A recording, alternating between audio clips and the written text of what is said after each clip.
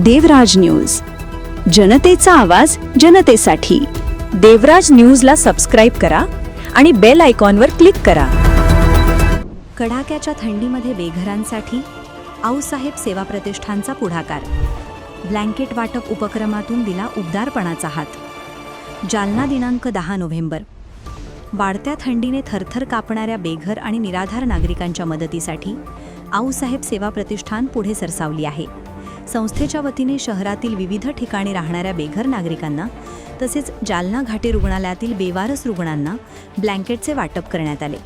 यावेळी संस्थेचे सचिव ज्ञानेश्वर देवडे पाटील, दादासाहेब जिगे, कुशीवर्ता गुंजकर, यशोदा, ऋतुजा ओंकार आदी पदाधिकारी उपस्थित होते। या उपक्रमाबाबत संस्थापक अध्यक्ष डॉक्टर दिव्या पाटील म्हणाल्या, थंडीच्या या दिवसांत उबदार कपड्यांचा अभाव असणारे अनेक जीव आपल्या सभोवताली आहेत। त्यांना उबदारपणाचा हात देणे हेच खरे मानवतेचे कार्य आहे। दान म्हणजे केवळ वस्तूंचे देणे नव्हे, तर संवेदनशीलतेचा संदेश समाजात पोहोचवणे होय।